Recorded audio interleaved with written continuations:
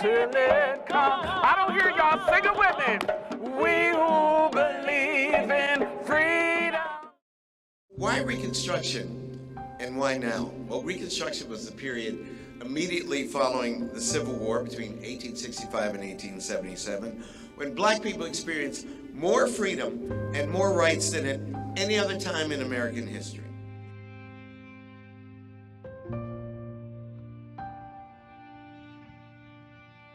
We ask, how could black men be given the vote in 1867 in the South and in 1870 through the 15th Amendment in the North, but then be systematically deprived of the vote 20 years later by state constitutional conventions throughout the South? How could America fight our costliest war in history, a war that cost 750,000 lives, yet see Jim Crow established as the law of the land by the Supreme Court of the United States in 1896, effectively creating a de facto apartheid state just 31 years after the end of the Civil War. The Constitution was rewritten to establish birthright citizenship, equality before the law regardless of race, and the right to vote for black men. Yet the period is little known and for many decades was widely misunderstood because of a racist propaganda campaign that was designed to show that when black men, and only men could vote, when black men ran those state legislatures in the South, they were somehow venal and incompetent and corrupt, and they weren't. The central issues to Reconstruction: who gets to be an American? Who has the right to be a citizen? Who has the right to vote? Voter suppression, terrorist violence, the relationship between economic and political democracy. Those issues continue to roil our society and politics today, making an understanding of Reconstruction even more vital. Reconstruction inspired a violent racist reaction which led with the approval of a conservative Supreme Court to the imposition of the Jim Crow system, only overturned in the Civil Rights era with the passage of the Civil Rights Act of '64 and the Voting Rights Act of '65, sometimes called the Second Reconstruction. The 13th Amendment, ratified December 6, 1865, that is what abolished the institution of slavery. It was not the Emancipation Proclamation. The 14th Amendment, 1868, established birthright citizenship, due process, and equal protection. There are only 33 nations in the world that have birthright citizenship. You ever wonder why it came about in America? That's the only way they could figure how to give the former slaves citizenship. They had been born here. And so Charles Sumner and many of the other radical Republicans embraced the concept of birthright citizenship. And then the 15th Amendment, which gave black men the right to vote. And even before the 14th and 15th were ratified, there were certain key acts of Congress. The Civil Rights Act of 1866, you never hear about it. It was very important, and it was passed over Andrew Johnson's veto. It established birthright citizenship, and it stated that black people must enjoy the same rights as white people. It also granted federal officials the authority to prosecute anyone who violated that law. And the Civil Rights Act of 1866 remains on the books today. Congress passed 4 Reconstruction Acts between 1867 and 1868 over Johnson's veto, and the Reconstruction Acts carved the defeated Confederate states into 5 military districts and required them to hold elections for new constitutional conventions, which wouldn't be legitimate unless black men were given the right to vote. And all of these former Confederate states also had to ratify the 14th Amendment. And keep this is one of the biggest surprises, Mr. President. Black men, former slaves in the Confederacy, got the right to vote in the summer of 1867 because of the Reconstruction laws. And think about it, 90% of the black community lived in the South because of slavery. 10% lived in the North. And 99.9% of those black people who were former slaves were illiterate because it was illegal to teach slaves to read and write, as we all know. So the first Freedom Summer was the summer of 1867. They did a massive voter registration campaign throughout the South. And guess what? 80% of those black men, former slaves in the former Confederacy, 80% registered to vote. We can't even imagine that today. 80%. And in 1868, you know what they did? They voted. They elected Ulysses S. Grant President of the United States. Grant won the Electoral College overwhelmingly, but he won the popular vote by 300,000 votes. 500,000 black men voted for Ulysses S. Grant. Black men had elected a president of the United States. And we tend to forget the South was a mini black republic. South Carolina, Mississippi, and Louisiana were majority black states. South Carolina, Mississippi, and Louisiana were majority black. Alabama, Florida, and Georgia were almost majority black. And when the North and the South saw this first manifestation of black power through the ballot, they go, whoa, these Negroes are out of control. Between 1870 and 1877, 2,000 black men were elected to public office throughout the South. 2,000 at every level, municipal, state, federal. 16 congressmen, including 2 senators. And by 1901, there were a total of 20 black representatives and 2 senators in Congress. But the last Reconstruction Congressman, George Henry White, was kicked out of Congress in 1901 because by this time, starting in 1877, with the Hayes Tilden Compromise, gains of Reconstruction were rolled back. And that hit its stride starting in 1890 with state constitutional conventions in the former South, starting in Mississippi. They couldn't undo the 13th, 14th, and 15th Amendments, but they could, without mentioning race, they could create new constitutions that suppressed the black vote. And they did it through poll taxes, literacy tests, and comprehension tests. And to show you how successful that was, in 1898, there were 130,000 black men registered to vote in the state of Louisiana. After they passed their new state constitution, by 1904, that number, 130,000 black men, had been reduced precisely to 1,342 black men who could vote in the state of Louisiana. And then there was a massive propaganda campaign led by the United Daughters of the Confederacy. And the genius was a woman named Mildred Lewis Rutherford, who was the Historian General of the United Daughters of the Confederacy.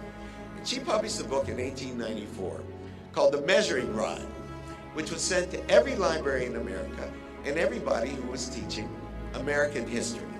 I made my graduate students at Harvard read this book in my seminar. They couldn't believe it. There were 20 principles, and every librarian and every teacher was supposed to look at these 20 principles and decide whether a history of the Civil War satisfied these principles. You know what was on this list of guidelines? I'll read you 3. Reject a book that says the South fought the Civil War to hold on to her slaves. Reject a book that speaks of the slaveholder of the South as cruel and unjust. Reject a book that glorifies Abraham Lincoln. Reject a book that vilifies Jefferson Davis. Her common core was the lost cause. And that effort led to the construction of so many of the Confederate monuments that we see today. The rollback of Reconstruction lasted far longer than Reconstruction itself, and it continues to this day. Today's rollback is part of the reaction to the election of Barack Obama as our first black president. His 8 years at the White House stirred up massive racial resentment, as we saw with Donald Trump's campaign and presidency, which capitalized on white racial fear.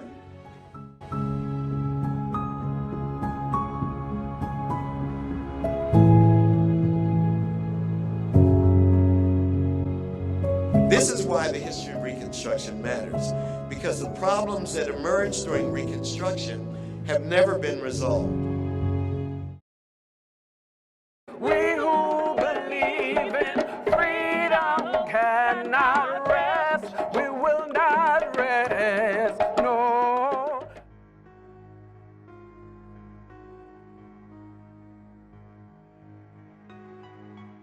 So when we think about racial profiling and when we think about the legal apparatus that justifies it, it very much has its roots in this moment that we're trying to remember today, right? With this Project 400 We're living in what a scholar has termed the afterlives of slavery. That's the reverberations from this particular moment where this country was founded upon the backs of enslaved people. And in order for slavery to be preserved for over 200 years, there had to be laws, social norms, cultural norms, ideologies in place in order for that system to be perpetuated over time.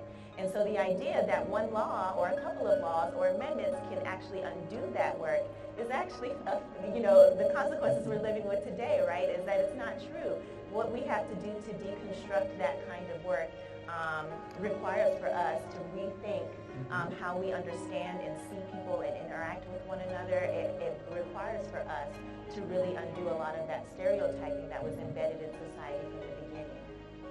I think profiling for black men starts very early as 4, as early as 3, because they're cute and cuddly at 3 and 4, but 6 and 7, that's a problem.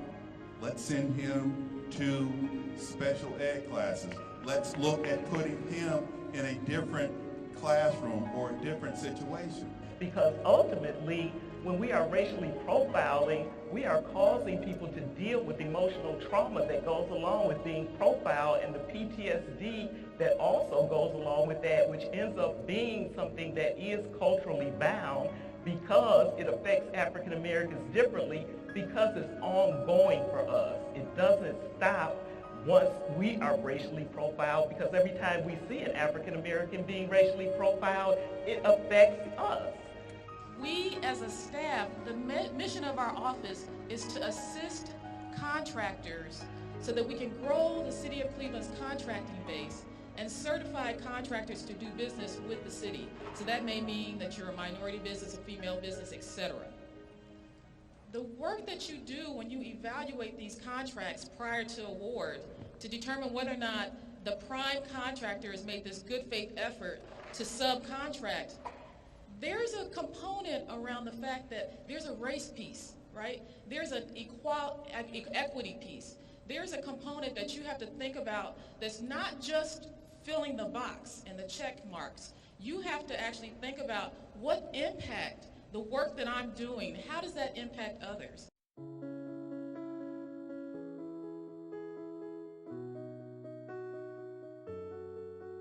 When white settlers were coming into Jamestown, it was a charter colony. What is a charter colony? It is a small group of white folk who decide that this is their land, and then they're going to give it to their friends, and then their friends are going to give it to their friends. And that's literally how this country is founded, right? This is literally how colonization unfolds. And so when we sort of fast forward today and embrace this mythology that everyone gets this kind of equal start in the country, that's just not the truth. That's not history, right? There's inequity from the very beginning. Because housing provides you that stability, that economic foothold, so that you can move up in society, so that you can have a stake to provide something for one's children and one's family.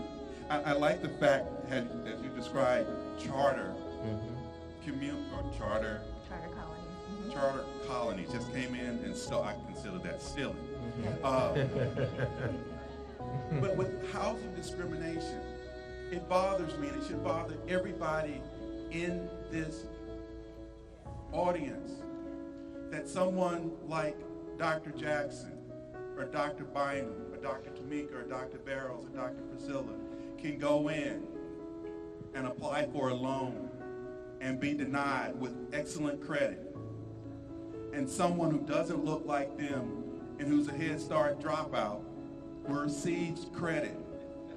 Yeah, y'all caught that. Receives credit and is allowed to purchase way above their pay grade. And we say, well, that's just how it is. No, that's not how it is. Because, as Dr. Gates said earlier, history will repeat itself if we forget it. And if you look at the policies that are being pushed from Washington today, many of them affect directly our abilities to access credit, to access the money that we need for homes, to access to move in different communities. The things that are occurring right now directly affect our ability to purchase housing. One of the things that I found interesting is that there's actual online discrimination with housing. Facebook and Roommate.com actually got sued because they had exclusion criteria for people looking for housing. And so there's housing discrimination in every area, and people just aren't even aware of it. So the mayor and Fannie Lewis, when they were together on council, they wrote this legislation, this ordinance, and it states that for public improvement contracts beginning at $100,000 and above, that 20% of the total worker hours, not the dollars, 20% of the total worker hours will be comprised of Cleveland residents, and of that 20%, then 4% will be comprised of low-income individuals. Well, we've been fighting this with the state for at least 3 years, probably longer. And on Monday, the state finally said to us that we're taking it away. The city now, the stance for the city is we have 10 days to actually respond to that. It was almost a split decision, but it did, the state won. And it just irks me, right? Because how can you tell the city of Cleveland that we cannot employ our Cleveland residents? How are we going to improve housing, equity, poverty, any of those things if we can't even employ the people who actually live and pay taxes in our city? And so the response is that we're going to fight it. We're going to fight it just one more time because I think that's what it is. But if you saw the actual press conference, the contractors and the unions are standing behind the city of Cleveland. So we're working through that process. That as gentrification moves into these communities that were considered undesirable, and now they are desirable, people are being displaced, and I think that's something we have to take under consideration. So we have to look at that underbelly of gentrification. On the surface, it looks good. You're beautifying neighborhoods. You're bringing in jobs. You're bringing in more businesses. But there are also long-standing effects to gentrification that has to be considered.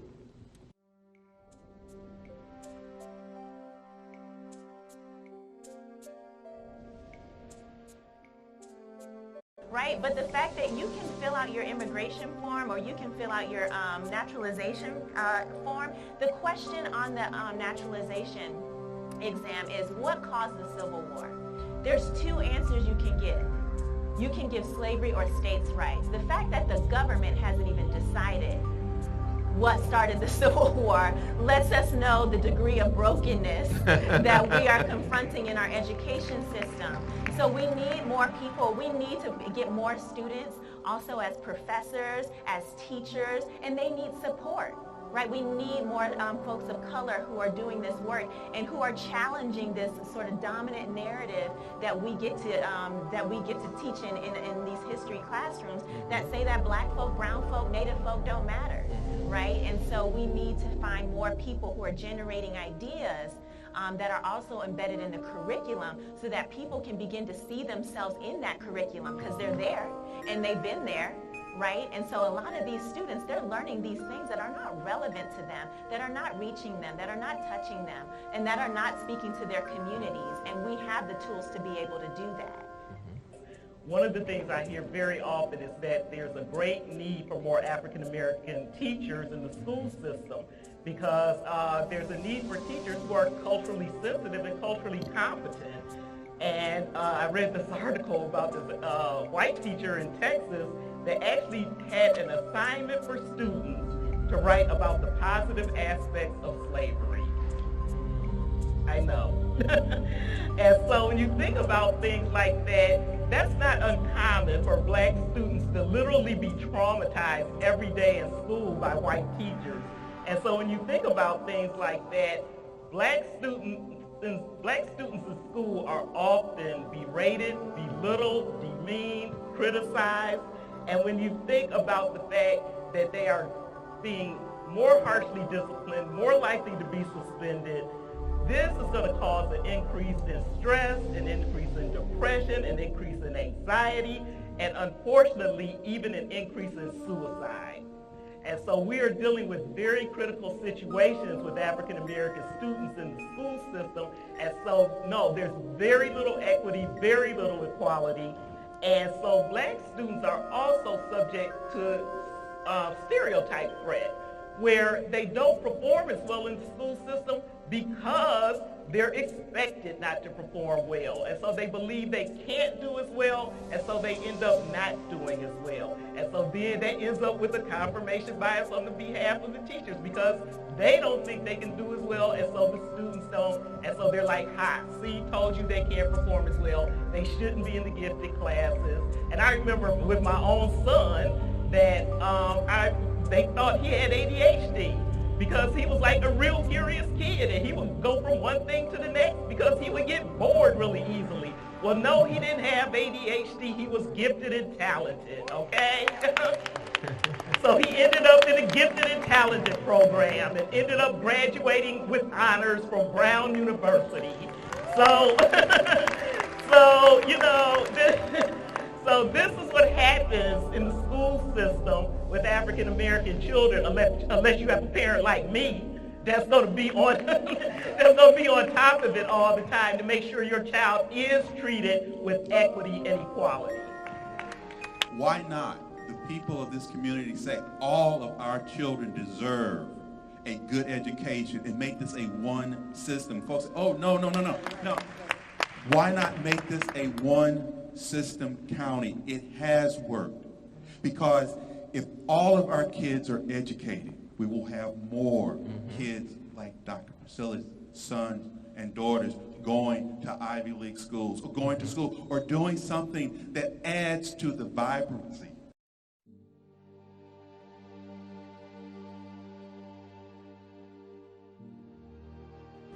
The Institute of Medicine is a collection of about 800 healthcare experts around the world who advise the Congress on health needs of the United States.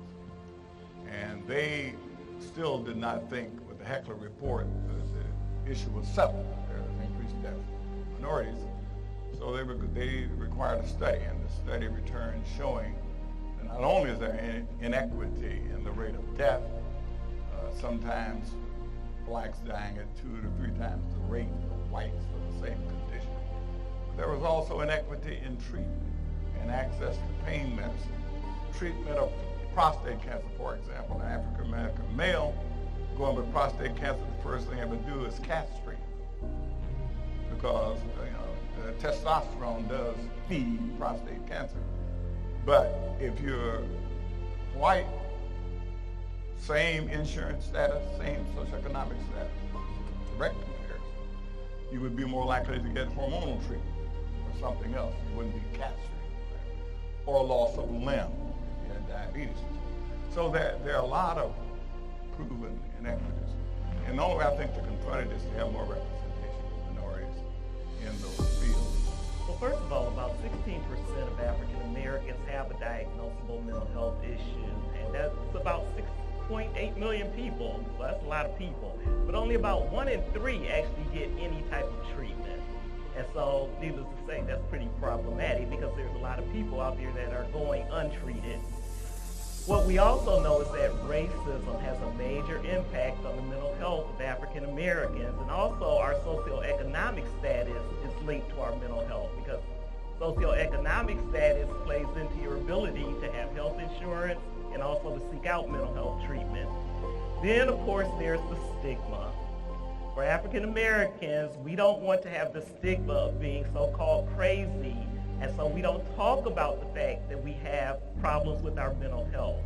Then there's the issue, as you were just talking about, the lack of trust in the healthcare system. And a part of that, and a big part of it, is the lack of black mental health professionals because there's not that many black mental health professionals available to do treatment for African Americans because even today, only 2% of the American Psychological Association is African American. Also, we have to deal with things like racial microaggressions because when African Americans go for treatment, very often they are mistreated, just like you were saying. Lots of times, African Americans don't have health insurance or don't have adequate health insurance, because I work with a lot of people that might have health insurance, but they have very high deductibles, very high copays, and so that prevents them from coming in to get the treatment that they need. And also, African Americans, kind of like you're talking about, are less likely to even be offered therapy when they come in for treatment, and more likely to be offered medication. And so lots of times when they need therapy and can benefit from therapy, they're just given a pill and sent home, and their issues are not taken seriously. And also, when they do come in for therapy, they're more likely to be diagnosed with schizophrenia than whites, and twice as likely to be diagnosed with schizophrenia than whites, even when they might be suffering from some other disorder. And so when we look at all the different things that impact why African Americans don't get mental health care, we have to take into account that a big part of it is that we don't deal with it. And until we start dealing with that, like we look at diabetes, high blood pressure, cancer, and acknowledging that those things are health crises that impact us negatively, but so does depression, anxiety, bipolar disorder, substance abuse. Those also impact us in very critical ways that impact our lives negatively and require treatment in the same way, then we're going to still have major issues within the African American community. So I don't know who's been to Richmond, Virginia, but in Shockoe Bottom, right downtown, is a grave of bodies that were exhumed and tested in Virginia universities, and also enslaved folks who are alive were also tested in medical institutions and experimented on, and very much subject to the violence of that kind of institutional academic inquiry into medicine. So much of what we know about medicine, we can also kind of really reflect on the sacrifices and the contributions of our ancestors in advancing that knowledge. And then the second thing is I was reading a study from the Harvard School of Public Health, and it was really fascinating to me, and it really hones in on why it's important to listen to African Americans when they're in pain, when they're experiencing racism, when they're experiencing psychological distress and physical distress. 51% of maternal deaths are Black women in America. Over 50% of maternal deaths are Black women in America. Black folk make up 13% of the population. That's really wild. That's really crazy. And I knew this, and I knew the statistic, right? And the article went on to tell the story of Serena Williams, who has money, who has fame, and is incredibly accomplished. And after she gives birth, is complaining, like, I think something is wrong. And the people at the hospital are not listening to her, and she could have died. And so if someone had not intervened and listened to her, she could have died. Why am I saying this? Because the fascinating part about this study is that typically the trajectory of maternal health kind of advances upward. So the older that you get, the more, in terms of like the more social mobility you get after your teen years, the more economic mobility you have, that is supposed to increase your likelihood of strong maternal health. And that does for white women. But what's interesting about this study is for Black women, your maternal health is actually, your chances are greater when you're a teenager, when you're in those ages between 16 and 18, than they are if you gain some social mobility and some economic mobility. So if you become a professor, or if you become a doctor, if you become a lawyer, actually your chances of of maternal death are higher in this country. And so what is that saying to you? It's saying the very things that we've been confirming here, right? That we have to take these systemic issues seriously. Even when we talk about microaggressions, I don't even call them microaggressions anymore. They're just aggression, right? Because when you think about the physical toll, you know what I mean? When you think about what it costs, that's just aggression, right? And so it's time to really kind of take that seriously and listen up when folks are saying that, hey, our workplaces are toxic, our homes are toxic, our living arrangements aren't sustainable, we don't have access to health care. We have to take those issues very seriously. I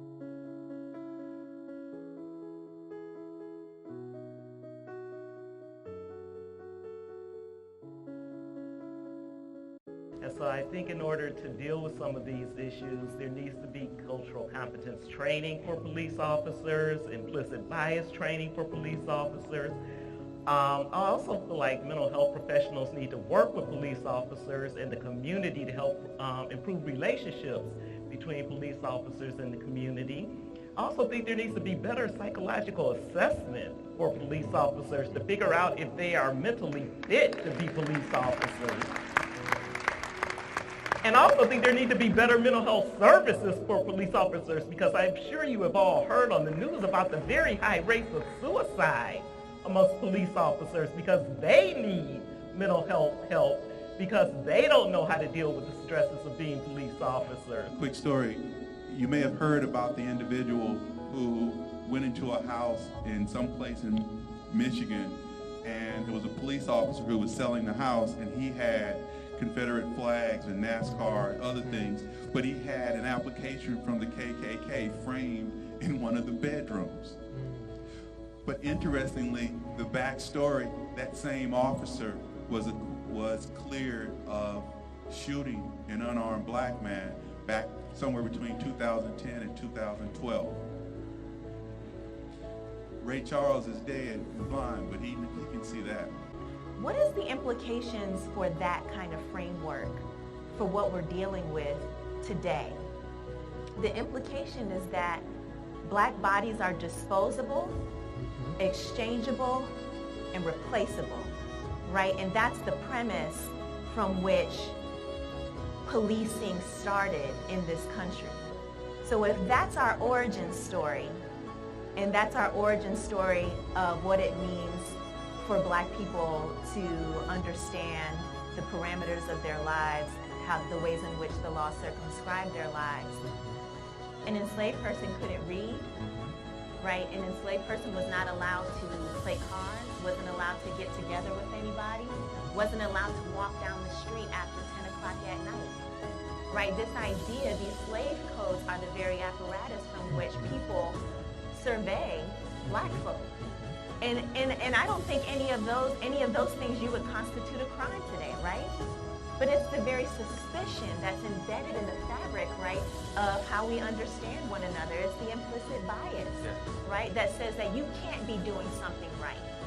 You can't be doing something that's harmless if you're walking down the street after 10 o'clock at night, right? You're not allowed to have joy. You're not allowed to live your life. You're not allowed to be with your people. You're not allowed to organize. They banned that from the beginning for a reason, because they knew the power of it.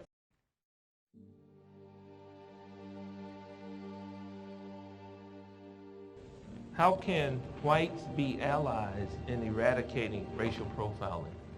The way that I'll say that in terms of having allies is really having these one-on-one conversations with people so that they can understand what it's like to go into a room and have people look at you first based on your race, and then second, race or color. And then after that, then maybe potentially they'll stop long enough and say, oh, you're a PhD? Like they're not thinking of that. The first thing they think about is, and the first thing they see is your appearance, and they see race and your color first. So just having one-on-one conversations, but also being able to stop and be willing to take these type of classes, because sometimes people are not willing to stop long enough to really understand. What are some ways that African Americans can appropriately self-medicate for the stress caused by racism? I'm a strong advocate of exercise. It's good for our health, it's good for our mental health, but also, and this really goes out to black men, having someone to talk to. Brothers, we know we don't talk. We try to hold it in and be strong, and it just eats us alive. And having someone that you can trust, that you can talk with, who's walked that same path, or maybe walking that same path with you, that you can share with, and finding that inner strength that we all possess, but really something and letting it out. And every day, my husband and I have this saying that we want to always have peace in our house, Because the minute we walk out that door, we're not necessarily going to have peace. So we've got to create the environment in our household where we can come back and renew and rejuvenate ourselves so that we can go out and fight this war. It's a war. We who believe in freedom cannot rest. We will not rest. No. We who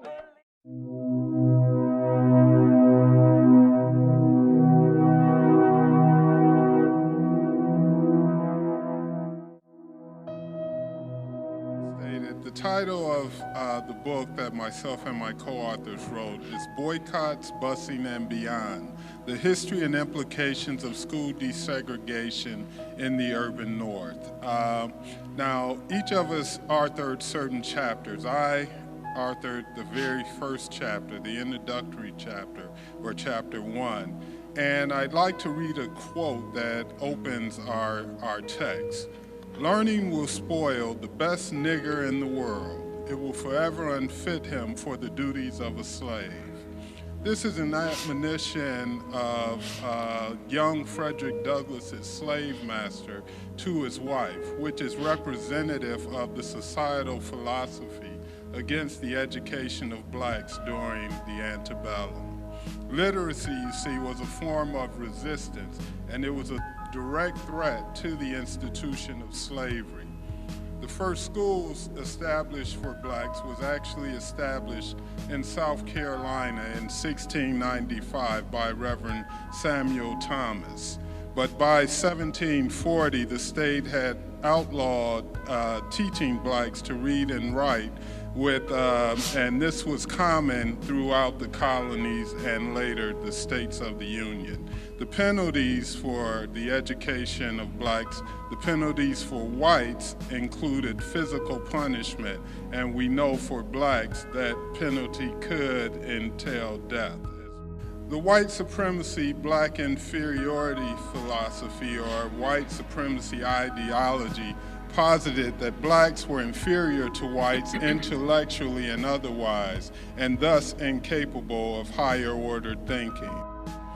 The laws prohibiting education, however, are incongruent with this belief of the intellectual inferiority of blacks. If you think they're intellectually inferior, why do you have to have laws prohibiting teaching or them learning? So it's incongruent there. White supremacy was the dominant social and political thought during this time period. Many social thinkers as well as political leaders adhered to the views, but they varied by degree. There were your hard-line white supremacists that believed blacks were biologically inferior, and thus this justified their enslavement. Then you had your softliners that thought that black inferiority was innate, but their freedom shouldn't be dependent upon their lower intellectual abilities. Thomas Jefferson, a framer of our Declaration of Independence, adhered to this soft-line view of racial inferiority.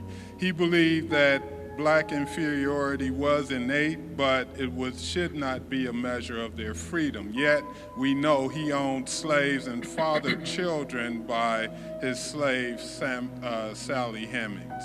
Ben Franklin was also a soft-liner. He believed that black inferiority, however, was cultural and could be eradicated by education. 12 of the U.S. presidents, from George Washington to Ulysses S. Grant, owned slaves, 8 of them while in the Oval Office. Even Lincoln espoused this soft-line view of blacks.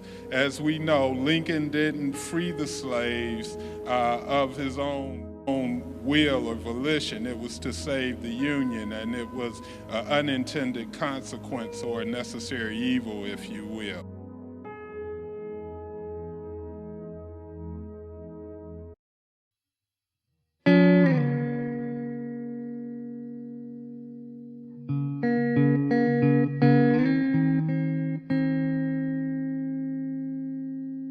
Cleveland schools were established with what was called a neighborhood school policy, which meant that students would go to school based on where they resided. so a very logical process occurred over time that the schools began to become segregated. But we will see how it is that that was actually an effort that was done deliberately, whether students lived in the neighborhood or not. And so as we fast forward a bit through the 1930s, 1940s, and we see the increase in the population of Cleveland schools in the central area and mostly across the east side of Cleveland throughout that time, we start to see that schools become what we call racially isolated. And that is an increasing situation as time progresses. If I fast forward to the 1950s, there has to be a decision about what you do with overcrowded schools because of the residential patterns of the community. So there had to be a solution. The schools were overcrowded. And so the school board determined that what should occur were called relay classes. Relay classes were double session classes where students would attend class. One group of students would attend class in the morning. Another group of students would attend class in the afternoon. These are elementary school students. So one teacher would have two sets of students during the day. There was an agreement from the Ohio School Board that the school day could be shortened from 5 hours to 3.5 hours. And so this meant that students logically were getting less of an education than students who were not on relay. This operated from 1955 until the beginning of 1962. And we began to see parent activist groups organized to protest this shortening of their children's school day. And the solution eventually was that there was an observation that there were a number of empty classrooms across the district. At that particular time, in 1961, there were 165 classrooms that were empty across the school district. So there was an opportunity for these classrooms to be used for students who were in overcrowded schools. And the solution to relieving the relay classes was to have what was called intact busing. The students were required, elementary school students from certain schools were required to go to other schools that had empty classrooms. The process was for the students to go intact with their classroom teacher from the overcrowded school to another school. The situation that emerged was that the students were not integrated into those classrooms in the other schools. They occupied classrooms. They did not go to lunch at the same time as the other students. They did not participate in extracurricular activities with the other students. And so that was a concern of the community as well. The solution then was to relieve the overcrowding by rushing to build new schools or to add classrooms to existing schools. And the concern became that the site where schools were built would resegregate the students in Cleveland rather than the sites for the new school buildings to be in places where there was a possibility for integration. In 1964, there were a number of organizations, the NAACP, the Congress of Racial Equality was very involved in organizing in an organization called the United Freedom Movement. And there were a number of people who would protest the construction of the schools, and what they would do was lie down in the excavation ditches. They would try to block the work of the bulldozer operators so that they would not be able to clear the land to build these new schools in these segregated communities. Reverend Bruce Clunder, who was a member, the vice president of the Congress of Racial Equality, was lying down in a ditch behind a bulldozer and was accidentally killed on April 7th, 1964. And so this situation, among many others, was what prompted a boycott of the schools in April of 1964. There were efforts to keep the school board from proceeding with the construction of schools, but that was not successful. And so what we see over time is that the school district hired a new superintendent in 1964, Dr. Paul Briggs, who came to the district and switched from the discussion on integration to quality schools. We continue to see the segregation of students in Cleveland schools, and then we proceed through the 1960s and we culminate with the desegregation case in 1973.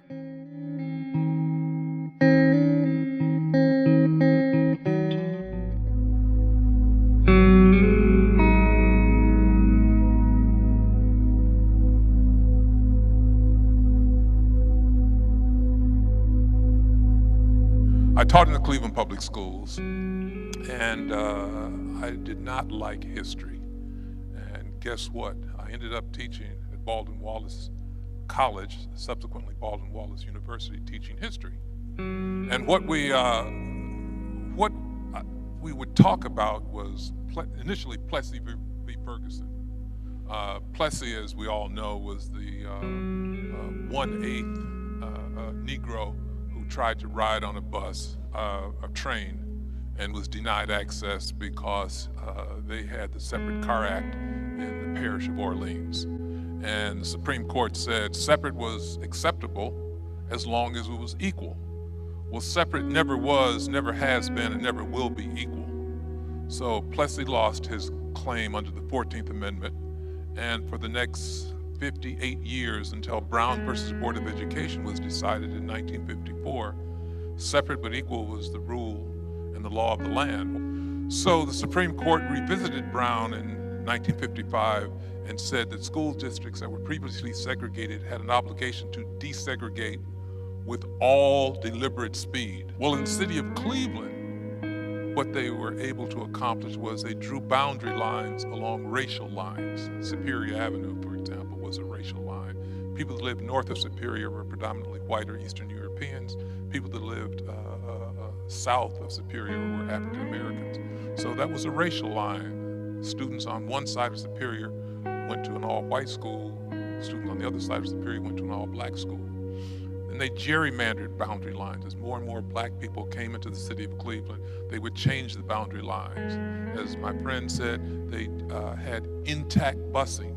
They had a number of techniques, all of which had the predictable effect of creating a racially identifiable school system. One school system for blacks, one school system for whites. So I'm down at the Ohio Penitentiary, visiting a client, incidentally, and I bump into a very distinguished gentleman who happened to be Nathaniel Jones. He was the general counsel for the NAACP. And he said he had done some work in Cleveland, and he suggested that the next time he was in Cleveland, he'd give me a call. Well, we had a meeting, and it was a strategy session, and I had an opportunity to rub elbows with some very distinguished civil rights lawyers. And they indicated they were going to file a lawsuit in the city of Cleveland to desegregate the Cleveland public schools. We filed that lawsuit in 1973. We litigated it for the next 2 years until 1976. At the end of the court case, the court ruled that there were over 200 separate instances of intentional racial segregation. And even though the Cleveland public schools conceded that they were segregated, the debate was, how did they become segregated? Was it the result of housing patterns, which they contended, or was it the result of intentional actions on the part of elected officials? The court found that it was an intentional act or acts over an extended period of time that resulted in the segregation of the Cleveland public schools.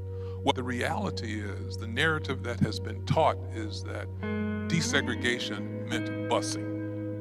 And that is something that a lot of people took issue with. In reality, desegregation meant changing the manner in which teachers were assigned. Black teachers, lo and behold, could teach white students. It was a way, it was changing the testing and tracking. It was making sure students had certain rights that they never had before. It was the creation of magnet and vocational schools. It was instituting reading programs. But the one thing that people to this day focus on was busing. And depending on which side of the fence you were on, whether or not you believed in Brown, whether or not you believe that separate is inherently unequal, or you believe that segregation is permissible, will determine where you come out on the busing issue.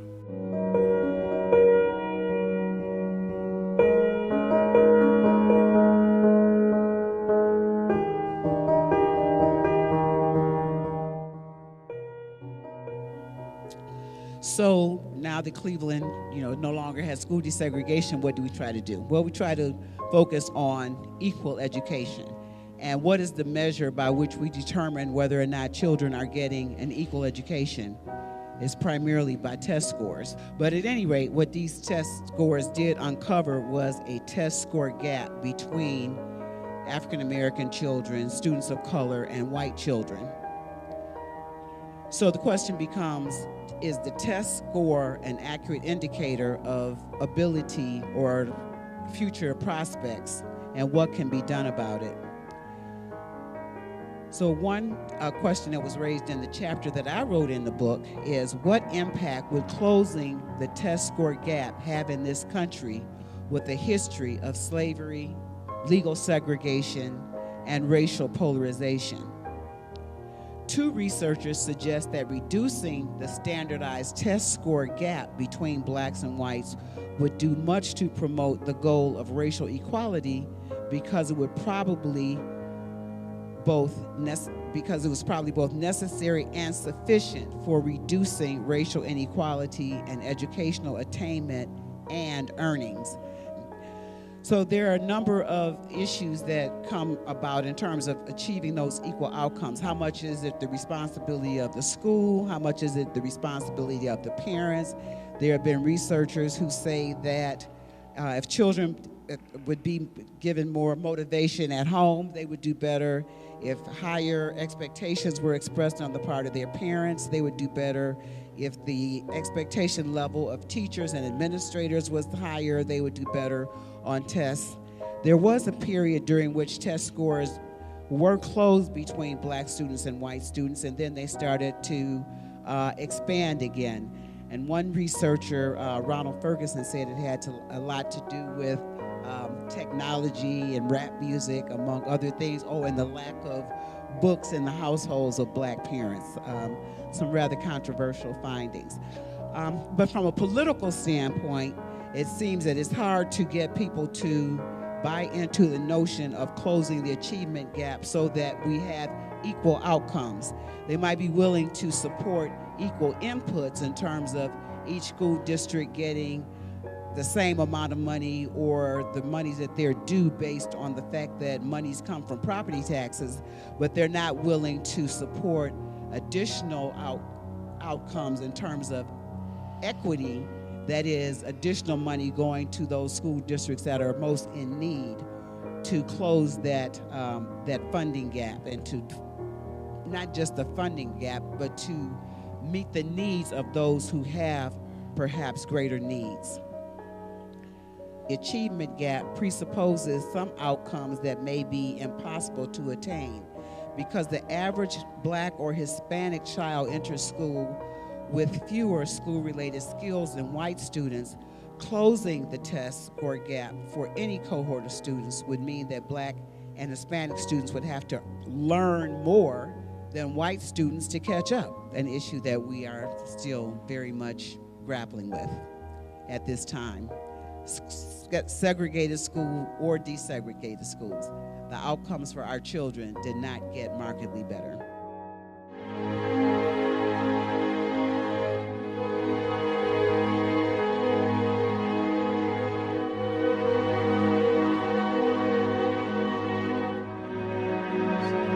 In addition to what's in the book, I wanted to hit on two key developments in Cleveland and Ohio since the book was written. One of those current issues is related to the Transformation Alliance, which is a public-private partnership that's dedicated to growing a portfolio of high-performing district and charter schools. It was commissioned by Mayor Jackson in 2011, and it was to involve the district, business community, philanthropic community, and charter school leaders. The result of that work resulted in February of 2012 with the development of the Cleveland's Plan for Transforming Schools. And this was the result of the work that they had done. It was presented to the governor and the legislator, and in July 2012, it was approved as House Bill 525. It provided flexibility and autonomy to the Cleveland School District to really focus on what they felt were the best ways to achieve the academic goals for the city. One of the interesting things about the Transformation Alliance is that one of the tasks they set out to do was to give parents more choice by having an opportunity to choose schools and to understand some criteria and to rate schools and compare them and decide where their students should go. Cleveland has a variety of options: K-8s, traditional elementaries, specialty schools, and others. The second thing I wanted to talk about was the House Bill 166 biennium budget bill that passed this past July in Ohio. And it addressed some topics related to education in addition to taxes and other things that were important to the legislator. In House Bill 166, they actually increased dollars available to schools for what they called student success and wellness funding for wraparound services. And they defined wraparound services as including mental health services, services for homeless youth, physical care services, family engagement and support services, and additional programming, City Connects, to support some of the work that was going on. And also included professional development regarding cultural competence and after-school services.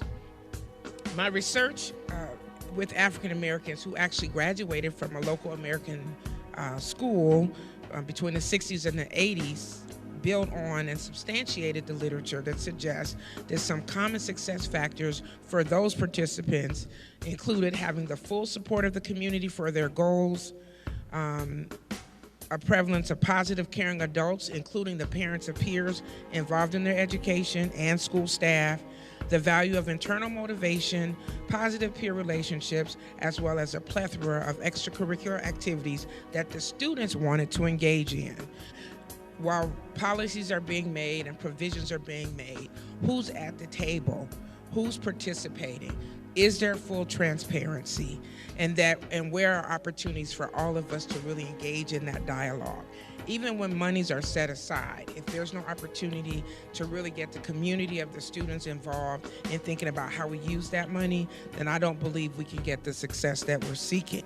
I think as you've heard today, we've had policies and discussions, but I think we've got to start thinking about what are the factors that have led to our own success and really think about how to be a part of the solution.